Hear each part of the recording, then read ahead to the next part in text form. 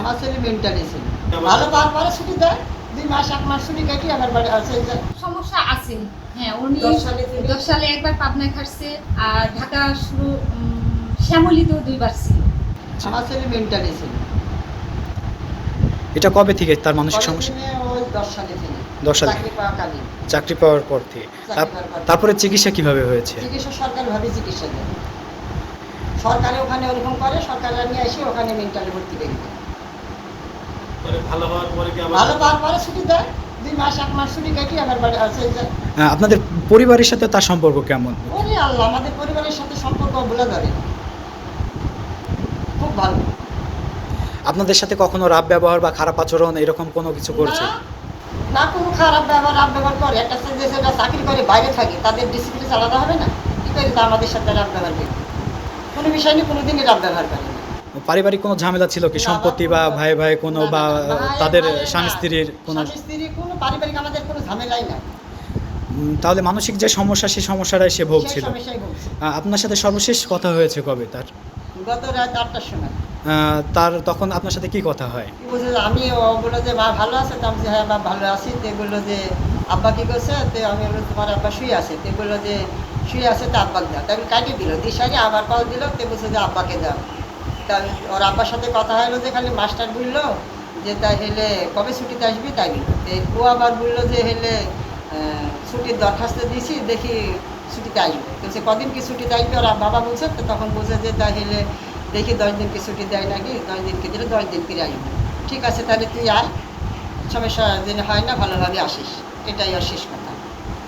তাছাড়া যখন আপনি কথা বলেন তখন কি সে মানসিকভাবে না, না, না, কোনো? একবার সুন্দর কথা, সুন্দর কথা। তাহলে মানসিক যদি জানবো, তাহলে তো আমরা তো ফোন করে তার কাছে জানবো বা সাইডে তো জানবো যে আমার সাইডে এই ধরনের কথাগুলো বলছে, হয়তো ভাঙচুর করছে নাকি, এখানে টর্চারিং করছে নাকি, জানবো। তো তা তো ও করছে না, ভালোভাবে এই কটাই কথা বলিস। না, এরকম কোনো সমস্যার মধ্যে ভোগেনি। সে আমার বাড়ি করছি, আমার লোন আছে, সরকারি লোন আছে, তার ভিতর থেকে সে 16,000 টাকা বেতন পায়, বা রেশনে 1,000 টাকায় আসে। সে শহরে থাকে, ঢাকা শহরে থাকছে। আমার গ্রামে আমার 2টা ছেলে, ধরেন একটা ক্লাস 9-এ পড়ছে, ক্লাস 8-এ পড়ছে, তাদের পড়াশোনার খরচ আমাকে মানে 10,000 টাকা দেয়, বাকি টাকাটা ও নেয়। যদি মাদকই গ্রহণ করবে, তাহলে ও পাবে কোথায় থেকে? পাবে কোথা থেকে তাই বলে? আর কোনো শারীরিক সমস্যা ছিল? সমস্যা আছে। হ্যাঁ, উনি 10 সালে একবার পাবনায় খাটছে, তারপরে কত সালে এটি মনে নেই, 12 কি 13 সালে 2 বার এরকম মনে হয় হয়েছে। আর ঢাকা শুরু শ্যামলীতেও 2 বার ছিল।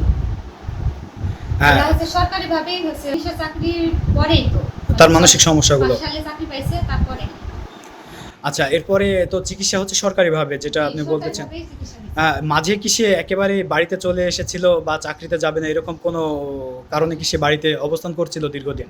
দীর্ঘদিন করছিল কি হচ্ছে, বাড়িতে ছিল, চাকরি করবো না বোধহয় একবার রাঙামাটি অনেক দূরে পোস্টিং করে হয়েছিল, তখন করছিল। তারপরে 14 মাস পরে আবার ঠিকই সেখানে যাই জয়েন করছে, চাকরি করছে। এমনিতে আপনাদের পারিবারিক কোনো সমস্যা চলছিল কি এই না, কিছুদিনের এরপরে ভিতরে? কোনো সমস্যা নাই আমাদের মধ্যে।